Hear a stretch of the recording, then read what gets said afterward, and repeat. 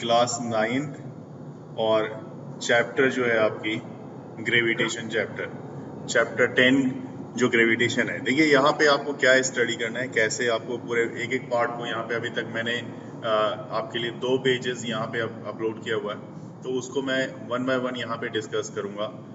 ध्यान से आपको देखना है, कोई भी चीज़ स्किप नहीं होगी। और जिसको क्वेश्चन पूछना है मैं आप हैंड रेज करोगे उनका, उसके बाद मैं क्वेश्चन एक एक करके, मैं एक साथ बच्चों का क्वेश्चन नहीं लिया जा सकता, इसलिए 1 बाय 1 क्वेश्चन आप लोगों का सॉर्ट आउट करेंगे। अभी क्या है कि यहाँ पे आप देखो, ये बता रहा है कि चैप्टर 8 जो आपने स्टडी किया होगा, तो उस चैप्टर 8 और चैप्टर 9 में ये बता रहा है कि आपने सीखा है motion of object and force. तो ऑब्वियस ही बात है, मोशन ऑफ ऑब्जेक्ट तो आपने देखा ही है, इक्वेशन ऑफ मोशन भी देखा होगा वहां पे, जिसमें v equal to u plus a t, s equal to u t plus half a t square और v square equal to u square plus 2as।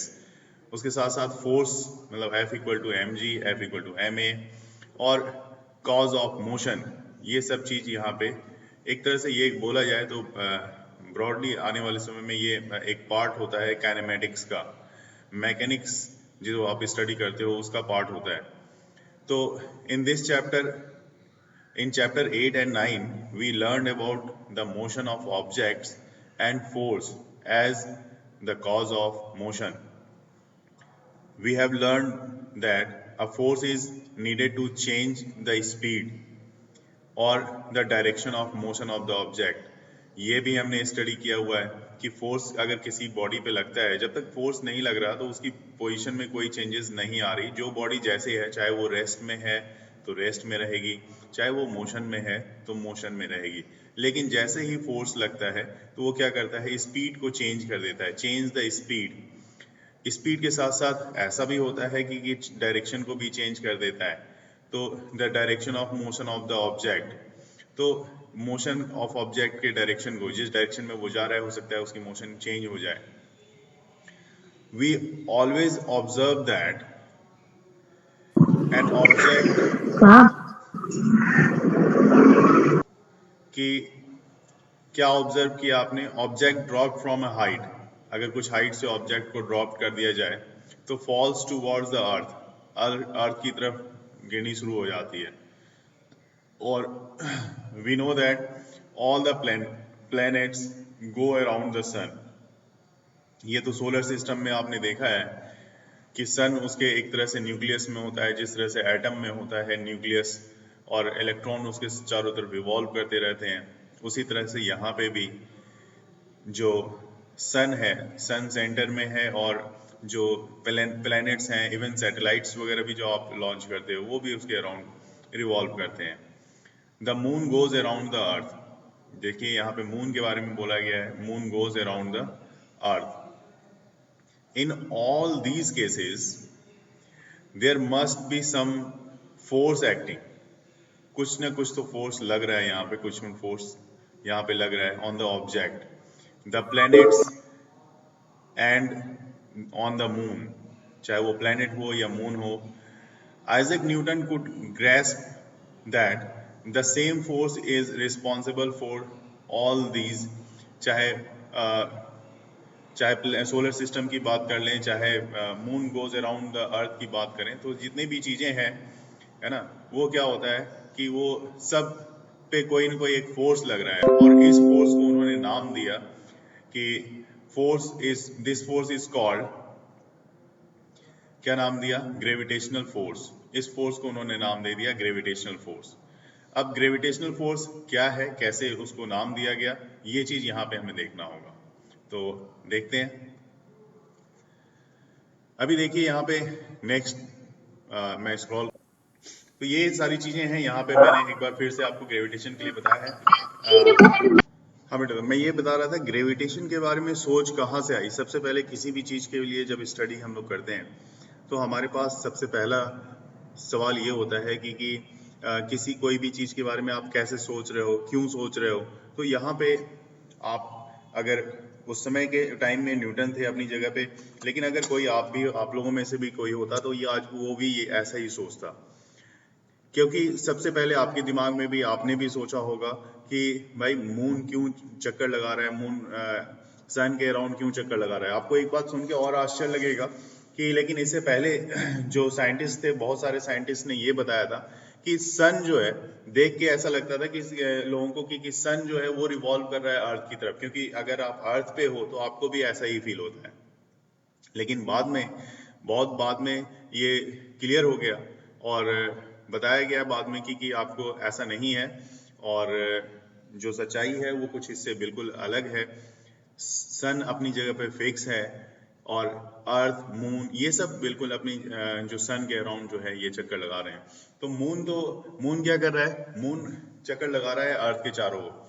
तो कोई भी ऑब्जेक्ट को भी, जैसे कि मैंने अभी आपको एग्जांपल दिया, अगर कोई ऑब्जेक्ट की बात किया जाए, उसको आप ऊपर की तरफ फेंक रहे हो और वो ऊपर की तरफ कुछ हाइट पे जाने के बाद वो फिर से नीचे आ जाती है। न्यूटन ने भी ऐसा ही ऑब्जर्व किया, वो जब वो एप्पल की ट्री के नीचे बैठा हुआ था तो उसने देखा कि एप्पल क्या हो रहा है, Apple fell on him, Apple उस पे गिरा, मतलब अर्थ की तरफ आया, न कि दूसरी तरफ गया। तो उसके दिमाग में वही बात आई कि जो एप्पल नीचे की तरफ गिर रहा है वो ऐसा है तो कि जो हमें मून दिख रहा है वो भी नीचे क्यों नहीं गिर जाता, है ना। If earth attracts an apple तो why not attracts the moon, क्यों नहीं अट्रैक्ट कर लेता मून को। तो उसके बाद ये सवाल आया कि अच्छा ठीक है, हो सकता है नहीं अट्रैक्ट कर पा रहा, तो क्या दोनों का सेम है।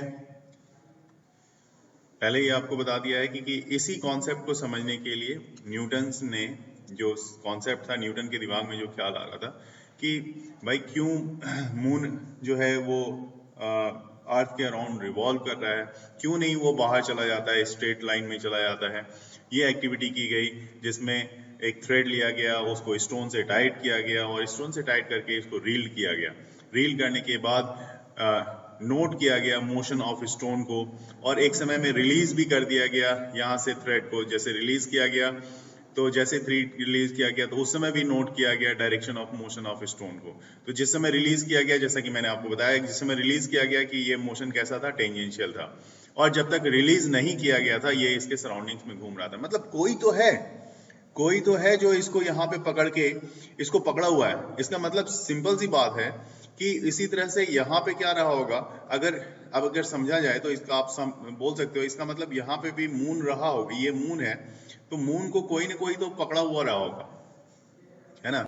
मतलब इस एक्टिविटी से ये बताना चाह रहा हूं मैं कि आपका मून भी, कि मून को भी किसी ने पकड़ रखा है। कौन पकड़ रखा है मून को, तो बात समझना, मून को पकड़ने वाला यहाँ पे जो होगा वो होगा आपका अर्थ ने पकड़ रखा है आपके मून को, है ना। अगर अर्थ ने मून को पकड़ रखा है, इसका मतलब अर्थ क्या कर रहा है, इसको अपनी तरफ अट्रैक्ट कर रहा है। ध्यान देंगे, अर्थ इसको अपनी तरफ अट्रैक्ट कर रहा है, इसको अपने से बांध के रखा हुआ है, जिसके कारण कि ये दूसरे के पास नहीं जा पा रहा है। जिस समय अर्थ ने छोड़ दिया, मतलब जिस तरह से इस लड़के ने यहाँ पे छोड़ने की कोशिश की और छोड़ा तो देखा कि क्या जा रहा था, ये स्टोन टेंजेंशियली जा रहा था। जिस दिन हमारे अर्थ ने मून को छोड़ दिया तो सिंपल सी बात है कि उस दिन आपका जो मून है वो क्या होगा, टेंजेंशियली मूव करना शुरू कर देगा। ठीक है, और अब देखो यहाँ पे क्या कह रहा है कि before the thread is released the stone moved in a circular path with a certain speed and changes direction at every point. उससे पहले हर पॉइंट पे डायरेक्शन चेंज हो रही थी इसकी। The change in direction involves change in velocity. क्योंकि देखिए velocity में भी चेंजेस होगी अगर डायरेक्शन चेंज होगा, क्योंकि डायरेक्शन चेंज हो रहा है तो वेलोसिटी, ये तो एक वेक्टर क्वांटिटी है, और वेलोसिटी में चेंज होगी तो एक्सेलरेशन भी चेंज होगा। और क्योंकि आप देखिए वेलोसिटी में चेंजेस होने का मतलब है कि वेलोसिटी, अगर एक्सेलरेशन की बात कर लें तो v/t होता है, मतलब rate of change in velocity होती है। तो rate of change in velocity acceleration को रिप्रेजेंट करता है, तो इसका मतलब एक्सेलरेशन में भी चेंज होगा, है ना। The force that cause this acceleration and keeps the body moving along the circular path is acting towards the centre. This force is called centripetal force. meaning center seeking force. In the absence of this force, obvious सी बात है कि जब इस force का ये force नहीं रहेगा तो वैसे हाल में क्या होगा, देखिए, in the absence of this force the stone flies off a straight line. Stone क्या चला जाएगा, जैसे कि मैंने बताया कि एक टेंजेंशियल लाइन में, स्ट्रेट लाइन में चला जाता है. This straight line will be tangent to the circular path. यहाँ पे आप डायग्राम में देख सकते हो, डायग्राम में आपको दिखाया जा रहा है, तो डायग्राम में आप देखोगे तो आपको क्लियर हो जाएगा. ये देखिए, किसी भी सर्कल पे टेंजेंट, हालांकि आपने इस चीज को स्टडी किया होगा, ये सर्कुलर पाथ है और इस पे टेंजेंट बी पॉइंट पे टेंजेंट ड्रॉ किया हुआ है. और बताया भी गया है यहाँ पे स्टेटमेंट में, आप देखो, straight line that meets the circle eight one point. ये एक स्ट्रेट लाइन है ए बी सी, जिसका एक पॉइंट है यहाँ पे, है ना, बी पॉइंट है, एक पॉइंट पे मिल रहा है, और this point is called tangent. Tangent मतलब सिर्फ वो पॉइंट को वो टच कर रहा है ना, और हिंदी में इसलिए इसको स्पर्श रेखा भी बोला जाता है, इसलिए टच करने वाली रेखा है, सिर्फ एक पॉइंट पे ये टच कर रहा है. Straight line A B C is a tangent to the circle at point B. B point पे ये एक स्ट्रेट लाइन बना रहा है, ठीक है. इसके बाद आप देखो यहाँ पे दूसरे पार्ट में यहाँ पे ये बताया गया है, द मोशन अराउंड द अर्थ. देखिए यहाँ पे, the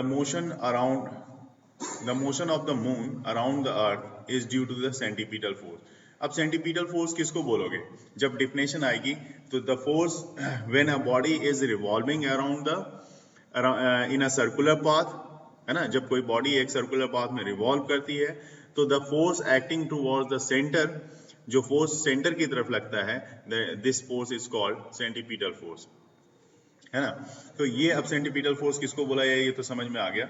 the centripetal force is provided by the force of attraction of the अर्थ. ये सेंटीपीटल फोर्स अर्थ के और मून के सेंस में कौन लगा रहा है, अर्थ लगा रहा है, मून पे लगा रहा है.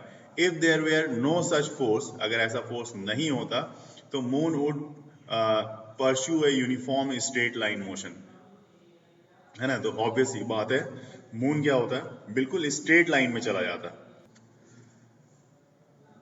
It is seen that a falling apple is attracted towards the earth. Does the apple attract the earth? देखिए, अब ये एक अच्छा सवाल यहाँ पे आपको देखने को मिल रहा है कि भाई ये देखा गया कि एप्पल जो है attracted towards the earth, apple earth की तरफ अट्रैक्ट हो रहा है, तो क्या एप्पल भी अर्थ को अट्रैक्ट कर रहा है? इफ सो, अगर ऐसा होता तो we don't see the earth moving towards an apple. Why? ऐसा होता तो एक बात और सोचने वाली है कि जैसे ये अर्थ है मान लो और ये एप्पल है, ठीक है, तो जैसे ये एप्पल अर्थ की तरफ अट्रैक्ट हो रहा है तो उसी तरह से अर्थ को भी तो एप्पल की तरफ अट्रैक्ट होना चाहिए ना, है ना. तो according to third law of motion, the apple does attract the earth. But according to the second law of motion, for a given force, acceleration is inversely proportional to the mass of an object, जो equation 9.4 में हमारे पास दिया हुआ है. देख लेते हैं हम लोग इक्वेशन 9.4 क्या है, ठीक है, उससे हमें पता लग जाएगा. देखिए यहाँ पे इक्वेशन मैं देखने की कोशिश कर रहा हूँ.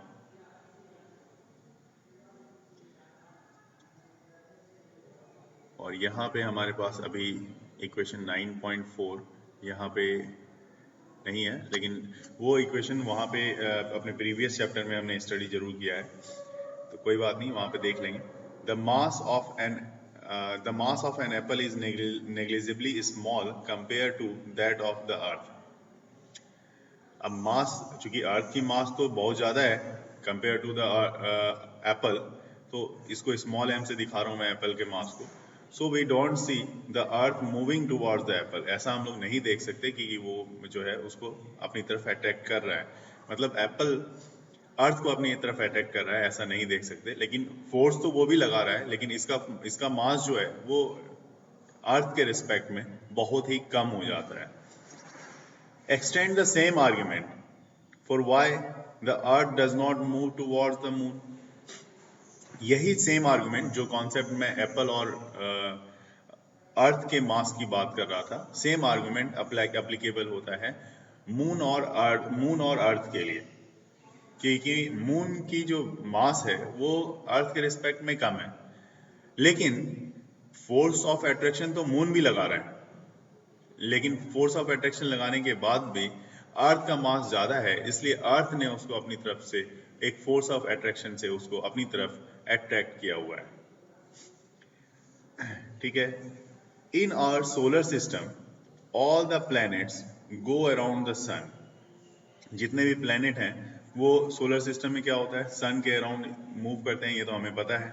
Bye arguing the same way we can say that there exist a force between the sun and the planets. जैसा ऊपर में हमने डिस्कस किया, उस बेसिस पे अगर देखा जाए तो हम ये कह सकते हैं कि सन भी क्या है, सन का मास सबसे ज्यादा है, इसलिए ये जितने भी प्लैनेट्स हैं उसको अपनी तरफ अट्रैक्ट कर रखा है।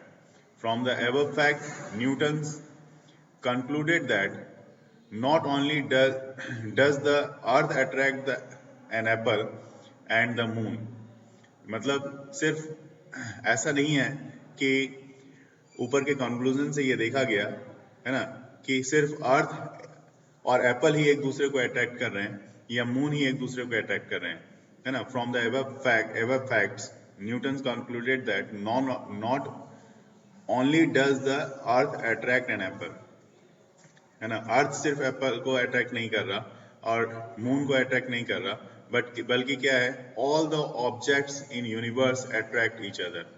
इसका मतलब है कि जितने भी ऑब्जेक्ट्स हैं यूनिवर्स में सब एक दूसरे को अट्रैक्ट कर रहे हैं, है ना। तो this force of attraction between objects is called gravitational force. इसको क्या बोला जाएगा, ग्रेविटेशनल फोर्स। इसका मतलब यूनिवर्स में जितने भी ऑब्जेक्ट एक दूसरे को अट्रैक्ट कर रहे हैं, जो जिस फोर्स से अट्रैक्ट कर रहे हैं, वो फोर्स क्या होगा, वो ग्रेविटेशनल फोर्स माना जाएगा। ठीक है। और अब देखिए यहाँ पे यूनिवर्सल लॉ ऑफ ग्रेविटेशन की बात कर लेते हैं। यहाँ पे जैसा आपके पास दिया हुआ है यूनिवर्सल लॉ ऑफ ग्रेविटेशन, देखिए क्या कह रहा है इसमें कि आपसे पूछा जाता है, पेपर में पूछा जाता है what is universal law of gravitation या न्यूटन्स लॉ ऑफ ग्रेविटेशन, दोनों सेम ही है। तो every object in the universe attract every other object with a force which is proportional to the product of their masses and inversely proportional to the square of the distance between them। देखिए product of masses, इसके कहने का मतलब ये हुआ, ये जो force है, force is directly proportional to the, अगर इसका मास कैपिटल एम है, दूसरे का मास स्मॉल एम है, तो capital M into small m, ठीक है, इसके डायरेक्टली प्रोपोर्शनल हो गया। यहाँ पे देखिए प्रोपोर्शनल टू द प्रोडक्ट, ये लिखा हुआ है यहाँ पे, product of their masses. Masses ये पुलर है तो दो मास, इसलिए यहाँ पे एक मास कैपिटल एम लिया है, दूसरा मास स्मॉल एम लिया है। ठीक है। And inversely proportional, inversely proportional मतलब आप इस तरह से 1 बाय करके लिखोगे, 1 by inversely proportional to the square of the distance. Distance कितनी है, यहाँ पे आपके बुक में जो दी हुई है वो डिस्टेंस डी की है, तो inversely proportional to the square, square मतलब डी का स्क्वायर। इस दोनों को ही जब कंबाइन किया जाएगा, force is along the line joining the centres. हमेशा ध्यान रखेंगे इससे पहले कि जो ग्रेविटेशनल फोर्स होता है, कभी पूछा भी जाता है कि ग्रेविटेशनल फोर्स किस तरह का फोर्स है, तो ग्रेविटेशनल फोर्स एक सेंट्रल फोर्स है। सेंट्रल फोर्स इसलिए है क्योंकि सेंटर इसके, इस ऑब्जेक्ट के सेंटर से लेके दूसरे ऑब्जेक्ट के सेंटर तक ये फोर्स लगा रहा है, इसलिए इसको सेंट्रल फोर्स बोला जाता है। तो एफ जो है यहाँ पे देखोगे, इस दोनों को जब कंबाइन किया गया तो ये आपको जो आउटपुट मिल रहा है फॉर्मूले के लिए वो ये मिल गया। ये फॉर्मूला है जिसमें आपको बता सकते हो यहाँ पे F equal to G m by R square. क्योंकि देखो अभी यहाँ पे फॉर्मूले में कुछ चेंजेस जो होगा वो ये है कि F इक्वल टू आप लिखोगे F proportional to m capital M into small m upon में d स्क्वायर, ये लिख दिया आपने। और जब आप प्रोपोर्शनलिटी कांस्टेंट को रिप्लेस करोगे तो इस प्रोपोर्शनलिटी की जगह पे इस g को यहाँ पे आपको प्लेस करना पड़ेगा। ये जो g आपने दिया है, this g is called gravitational constant, universal gravitational constant इसको बोला जाता है। ठीक है ना, इसको क्या बोला जाता है, यूनिवर्सल ग्रेविटेशनल कांस्टेंट। हालांकि इसकी वैल्यू भी आपको बताऊं। देखिए यहाँ पे लिखा हुआ है the gravitational force between to uniform objects is directed along the line joining there centres. और इसके बाद जो स्टेटमेंट अगर आप लिखते हो तो वो स्टेटमेंट है let two objects A and B. यहाँ पे आप देखो एक ऑब्जेक्ट ए है आपके पास, दूसरा ऑब्जेक्ट क्या है, बी है, जिसकी मासेस जो है ए की मासेस कैपिटल एम है, मैंने दिखाया था, और दूसरे की मास जो है स्मॉल एम है, मतलब बी की मास स्मॉल एम है। Lies at A distance D, दोनों की डिस्टेंस यहाँ पे डी है, दोनों के बीच की distance from each other as shown in the figure 10.2, ये 10.2 में आपको दिखाया गया है। Let the force of attraction between two objects be F, दोनों के बीच का फोर्स ऑफ अट्रैक्शन एफ है। According to universal law of gravitation the force between two objects is directly proportional to the product of their masses, जो कि मैंने अभी आपको बताया, F is directly proportional to product of mass, एक capital M और दूसरा स्मॉल एम का प्रोडक्ट, राइट। और दूसरी बात कि and the force between two objects is inversely proportional to the square of the distance. तो ये दो पॉइंट्स थे जो कि मैंने अभी ऊपर दिखाया भी आपको, और यहाँ पे भी ये सेम चीज ऐसे ही मेंशन किया हुआ है। और इसी दोनों को जब कंबाइन किया, कंबाइन इक्वेशन दिस 10.1 एंड 10.2, जब दोनों को कंबाइन किया तो आपके पास मिला capital M into small M by D square, है ना, ये वाली वैल्यू मिल गई फोर्स के इक्वल। और जब प्रोपोर्शनलिटी साइन को आप हटाते हो तो प्रोपोर्शनलिटी साइन को हटाते ही आपके पास क्या आता है, G, where G is constant of proportionality and is called universal equation constant, universal gravitational constant है इनफैक्ट ये।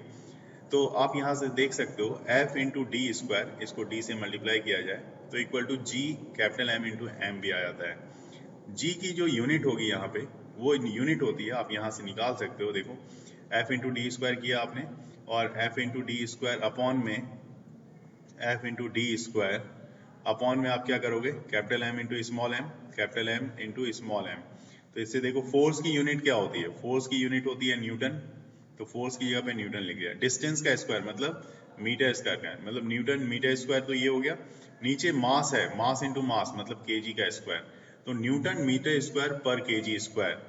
तो जी की जो यूनिट आ गई आपके लिए न्यूटन मीटर स्क्वायर पर केजी स्क्वायर,